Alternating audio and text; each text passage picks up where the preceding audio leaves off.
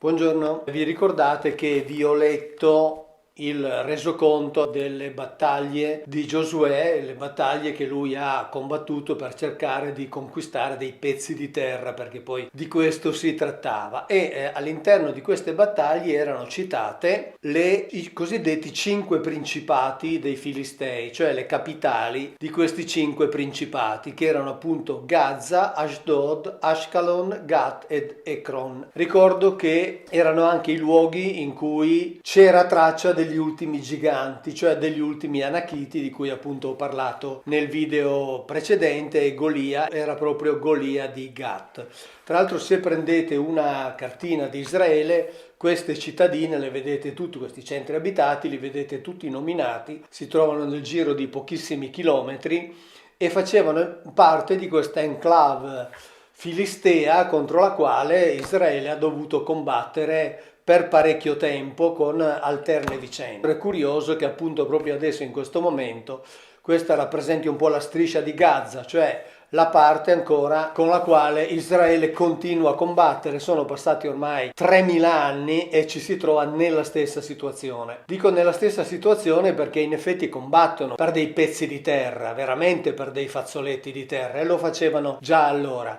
Di Ashdod ricordo anche un altro fatto: è il centro abitato nel quale i Filistei hanno portato l'arca dell'alleanza dopo che sono riusciti a conquistarla nel corso di una battaglia. L'hanno tenuta per un po', ma forse perché non sapevano usarla o non so per quale motivo, quest'arca dell'alleanza ha cominciato a esercitare le sue influenze nefaste, quindi ha prodotto, diciamo, delle patologie, delle malattie, dei bubboni, per cui è stata spostata in varie città e ogni volta si ripeteva lo stesso tipo di problematica, per cui poi è stata definitivamente restituita agli israeliti. E ad Ashdod, tra l'altro, c'era anche, così come a Gaza, il tempio del dio Dagon, cioè dell'Elohim Dagon, che è uno degli Elohim conosciuti dalla Bibbia. La cosa curiosa è che, secondo una delle interpretazioni, si trovano anche nei dizionari, Dagon si chiamava così forse anche per una certa sua forma,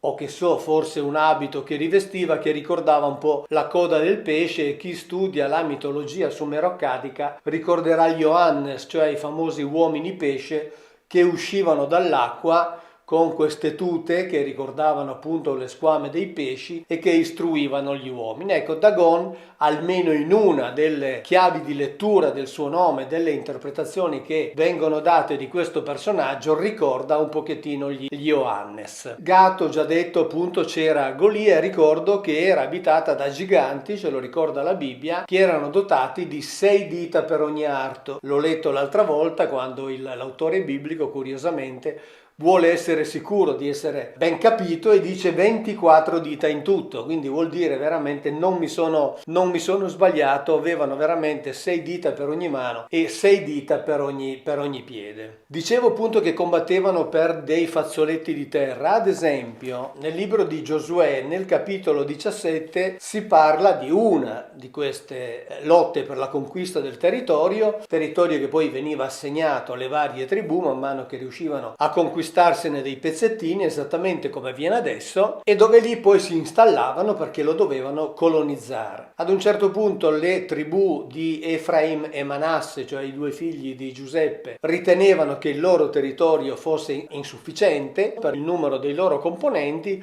e allora Giosuè dice una cosa interessante, dice: siamo nel capitolo 17. Se sei un popolo numeroso, sali alla foresta e disboscala per te nel territorio dei Perizziti e dei Refaim, dato che la zona montuosa di Efraim è troppo stretta per voi. Ecco, la cosa interessante, sapete qual è? Che questo disboscala è la traduzione del verbo barà. Ora, il verbo barà è quello che viene sempre interpretato, erroneamente tradotto, come creare, e ancor più erroneamente gli viene attribuito il significato di creare dal nulla. No, barà significava anche questo, perché barà significava sempre intervenire in una situazione già esistente per modificarla. Addirittura in questo caso, in questa opera di conquista e di colonizzazione di piccoli fazzoletti di terra, il verbo barà significa disboscare, cioè liberare dagli alberi, dissodare e quindi rendere quel territorio agibile dal punto di vista dei coloni, cioè ci potevano costruire delle abitazioni e viverci. E quindi questo ci dà l'idea di che cosa si sia trattato in realtà, non di una grande guerra, perché ad esempio si parla dei 5 principati dei Filistei. Vi ho letto prima i nomi, erano 5 piccolissimi governatorati locali che tra l'altro si trovano, lo vedete nelle cartine di Israele, a pochissimi chilometri l'uno dall'altro, quindi non erano dei principati, così come non erano dei regni, grandi regni, il regno di Davide o di Salomone, che già più volte anche nel passato ho avuto modo di dire nelle conferenze, erano 2 piccoli governatorati locali. Quindi in realtà la storia va sempre letta e va sempre approfondita perché la scrivono sempre i vincitori. Quindi questo valeva per il passato e vale anche per il presente, anche per la storia a noi contemporanea. Ma la cosa che mi interessava farvi notare e che è importante dal punto di vista biblico, che è ovviamente la parte che mi interessa,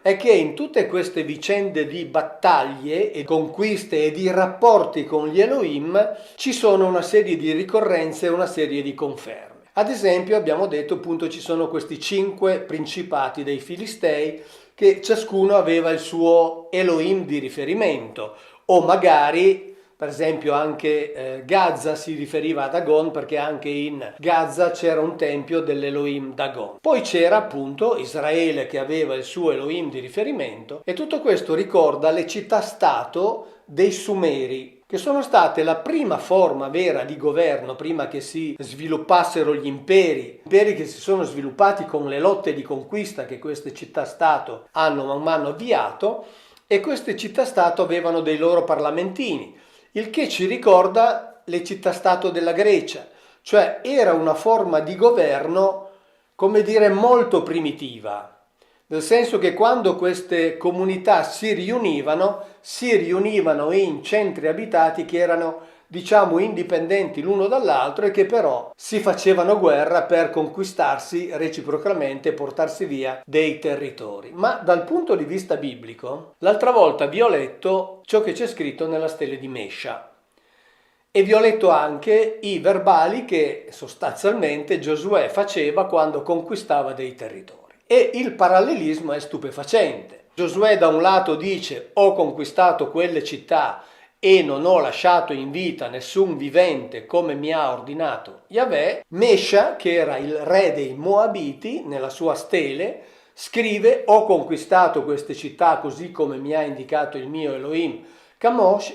Dice anche il numero delle persone che ha ucciso, comprese quindi anche donne, bambini, esattamente come facevano gli israeliti, e anche questo mi ricorda un po' quello che drammaticamente avviene ancora oggi, cioè non c'è tutta questa grande differenza tra le vicende di 3000 anni fa e le vicende alle quali assistiamo ora nelle varie guerre, dove le vittime innocenti sono considerate un po' come degli effetti secondari, ma in realtà sono assolutamente drammatici. Ma la cosa che unisce e che serve da conferma è questa. Noi abbiamo la stele di Mesha, la stele è attribuita intorno all'840 a.C. Quindi abbiamo una documentazione storica di un re dei Moabiti che dice: io ho combattuto contro gli israeliti, li ho vinti, ho strappato loro queste città e ho votato le vittime al mio Elohim Kamosh. Il fatto è che Mesha è conosciuto dalla Bibbia, cioè Mesha è uno di quei personaggi storici che sono citati nella Bibbia. Quindi questo ha ulteriore riprova del fatto che la Bibbia è sostanzialmente un libro di storia, perché ci racconta eventi che trovano, come in questo caso, una rappresentazione speculare. Il modo in cui raccontano le conquiste rispettivamente fatte è assolutamente intercambiabile. Ma c'è un altro fatto che è ancora più importante dal punto di vista della conoscenza delle attitudini, oltre che della molteplicità degli Elohim. Io già nel video precedente dedicato a Gaza avevo citato Jefté. Jefté era uno dei giudici di Israele, cioè uno di quei personaggi che pro tempore hanno governato durante il periodo della conquista. E l'ho citato perché lui discuteva con il suo corrispettivo comandante delle forze avverse e dice: le terre che il tuo Elohim ti ha dato tu te le tieni, così come noi ci teniamo le terre che il nostro Elohim ci ha dato. Quindi già li metteva, avevo fatto notare, esattamente sullo stesso piano. E questo è importantissimo perché ci fa capire come la Bibbia parli di tanti Elohim, quindi Elohim sia il plurale sia assolutamente giustificato, e come la Bibbia parli di Elohim che avevano le stesse attitudini, cioè anche le stesse esigenze, le stesse finalità e le stesse modalità operative. Ma Jefte fa di più. Così poi vediamo il collegamento con Mesha, con il Mesha biblico. Jefte ad un certo punto deve combattere una delle sue tante battaglie e non è sicuro di vincere. E allora che cosa fa? Siamo nel libro dei Giudici, nel capitolo 11, dove Jefte dice questo.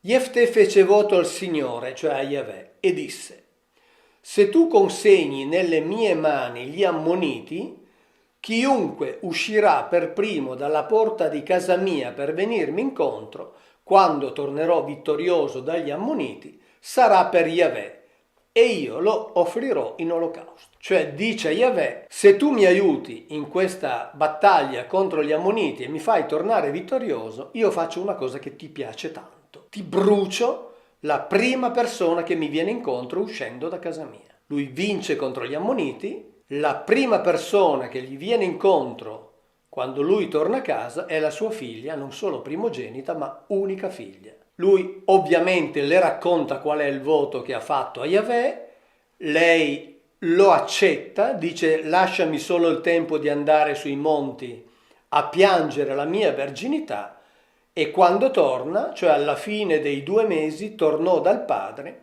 ed egli compì su di lei il voto che aveva fatto. Quindi, se Jefte promette a Yahweh, in cambio del suo aiuto, di bruciargli una persona, è perché Yahweh gradiva particolarmente quei doni. Altrimenti nessuno si sogna di fare un dono simile, soprattutto dicendo: ti brucio la prima persona che esce da casa mia, quindi sapendo che sarebbe stato con ogni probabilità un suo familiare. Quindi questo ci dà l'idea veramente delle attitudini di questi Elohim, confermate da Mesha, perché la Bibbia conosce il re Mesha, il re dei Moabiti. Ne parla nel secondo libro dei re, gli viene dedicato in sostanza quasi un capitolo intero, sì, il capitolo 3, e quindi qui abbiamo una conferma, perché abbiamo la Bibbia che parla del re Mesha e l'archeologia ha trovato la stele del re Mesha, e quindi l'archeologia conferma il racconto biblico.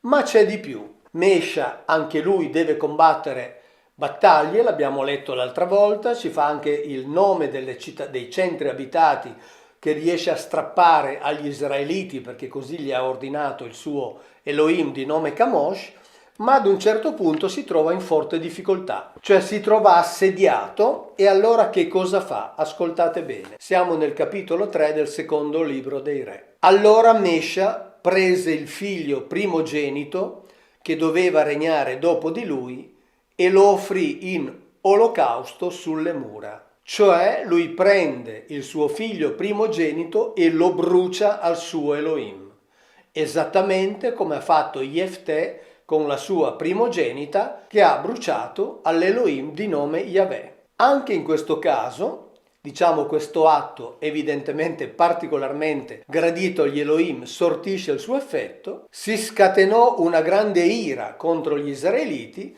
che si allontanarono da lui e tornarono nella loro terra. Anche in questo caso lui chiede aiuto al suo Elohim. Per chiedere aiuto gli fa un dono graditissimo, cioè gli brucia addirittura il suo figlio primogenito, e qui si dice che si scatenò una grande ira. In realtà il termine ebraico si presta a diverse interpretazioni e a diverse chiavi di lettura. Una di queste, per esempio, parla addirittura di una schiuma, non si capisce bene. Viene normalmente tradotto con ira, con rabbia, eccetera, però non si capisce bene. Comunque qualcosa si è scatenato contro gli israeliti che stavano per attaccare, stavano per vincere contro il re Mesha, e questi israeliti se ne vanno, sono costretti ad andarsene e ad abbandonare il combattimento. Quindi siamo all'interno di racconti che si confermano l'uno con l'altro. Abbiamo un personaggio storico citato dalla Bibbia e l'archeologia ha trovato una stele che quel personaggio storico ha fatto scrivere. Abbiamo i racconti delle battaglie scritti dagli autori biblici e abbiamo un racconto assolutamente speculare, scritto esattamente nello stesso modo da un personaggio storico extra biblico, ma che è citato nella Bibbia. E abbiamo ancora una volta, per quanto riguarda tutte queste lotte che venivano combattute, il racconto, il ricordo di battaglie e quindi di assassini che venivano perpetrati continuamente anche contro anziani, donne e bambini per conquistare dei piccoli fazzoletti di terra. Osserviamo ciò che sta avvenendo adesso, è anche qui una vicenda assolutamente speculare, tra l'altro una parte di questa vicenda si svolge appunto nella striscia di Gaza, che è quella già ampiamente citata nella Bibbia, e quindi a me viene da chiedere, sempre facendo finta che, ma quando è che questi Elohim la smetteranno e o lasceranno questa umanità in pace oppure interverranno per metterla definitivamente in pace. Ciao e grazie.